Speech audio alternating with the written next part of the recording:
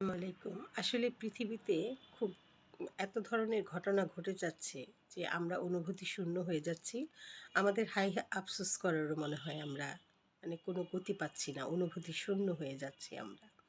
Recently ঘটে যাওয়া অনেক ঘটনাই ঘটেছে যা আমাদের হৃদয়কে অনেকভাবেই নাড়া দিয়েছে, এখনও দিচ্ছে। কিন্তু এই যে ইকরার চলে যাওয়াটা এটা আসলে মেনে নেওয়া যায় না। কারণ একটা মেয়ে তিলে, তিলে যে কিভাবে সংসার গড়ে তোলে তা অনেকেই বুঝতেই পারে না। এখন অনেকেই হয়তো দোষ দিবেন যে ইকরাকে কেন চলে যেতে হলো, বাচ্চাটাকে কেন মাছাড়া করলো, এতিম কেন করলো, ও ওকে কেন এই শাস্তিটা দিল। হ্যাঁ, শাস্তি তো ইকরার ছেলেই পাবে। কারণ ছেলেটা তো শুধু ইকরার ছিল না, আলভিরও ছিল। আলভির দায়িত্ব ছিল যে আমার এই ফুটফুটে সন্তানটাকে আমি কিভাবে সমাজে যোগ্য করে তুলব, কিভাবে আমাদের সন্তানকে আমি বড় করে তুলব, কিভাবে আমার পারিবারিক সমস্যাগুলোকে দূর করে দিব। তুমি ছোট বয়সে বিয়ে করেছো তার মানে এই না, তোমার ছোট হওয়ার সাথে সাথে তুমি যেমন বড় হয়েছো, তোমার স্ত্রীও বড় হয়েছিল এবং এই সংসারটাকে শূন্য পকেট থেকে এত দূর পর্যন্ত সুন্দর করে সাজিয়েছিল। তারপরেও তাকে চলে যেতে হলো। এখন হয়তো ইকরার বিরুদ্ধে অনেকেই অনেক কথা বলবেন।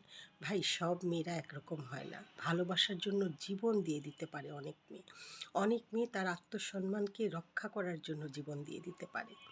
আমাদের গার্জিয়ানদের উচিত তাদের সন্তানদের কাছে থাকা এবং তাদের ভাঙন, বুকে কতটুকু ক্ষত সৃষ্টি হচ্ছে, কতটুকু ভাঙন সৃষ্টি হচ্ছে, সেদিকে অবশ্যই আমাদের লক্ষ্য রাখা খুবই জরুরি।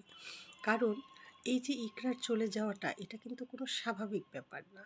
মেয়েটা অত্যন্ত সুন্দর, স্মার্ট, মার্জিত এবং সমাজে প্রতিষ্ঠিত বলতে এটাই বলবো, তাকে সমাজে মানে তুলে ধরা যায় না, তার সঙ্গে কোথাও পার্টিতে যাওয়া যায় না, তার সঙ্গে চলাফেরা করা যায় না, এমন কোনো মেয়ে তো ইকরা ছিল। যদি মেয়েটা এমন হতো যে ওকে কোথাও নিয়ে যাওয়া যাচ্ছে না, ওকে নিয়ে চলাফেরা করা যাচ্ছে না, ওকে নিয়ে সংসার করা যাচ্ছে না, এরকম একটা আনস্মার্ট টাইপের মেয়ে হতো, তাহলেও মেনে নিতাম। কিন্তু তা না।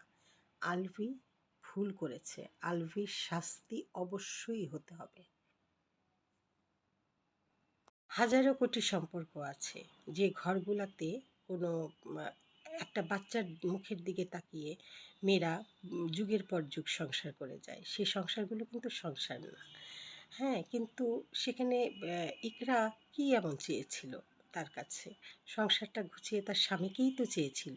সে তো মানে পরকীয়া অন্য কোনো পুরুষকে চায়নি। সে তার স্বামীকে ঘরে ফেরত চেয়েছিল। এটাই কি তার অপরাধ? তার আত্মসম্মান বা বুকে ভাঙন কতটুকু সৃষ্টি হয়েছিল, যার জন্য সে এরকম একটি সিদ্ধান্ত নিয়ে ফেলল। আসলে আমরা অনেকেই ওর কষ্টটা হয়তো বুঝতে পারিনি। দেখেন, জানাজাতেও আলভি আসেনি। এ কেমন নির্মমতা! এ কেমন নির্মমতা দিয়ে গেল আলভি! সত্যি কষ্ট হচ্ছে যে এরকমভাবে একটা মেয়েকে চলে যেতে হলো, যে কিনা প্রতি মুহূর্তে তার রিল আমি সবসময় দেখতাম যে প্রত্যেকটা মেয়ে বা মানুষকে সে সাহস যোগাচ্ছে কিভাবে ডিপ্রেশন থেকে বের হতে হবে। অথচ দেখেন, ডিপ্রেশনেই হারিয়ে গেল মেয়েটা।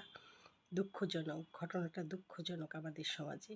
এই আলভির বিচার চাই, বিচার হতে হবে।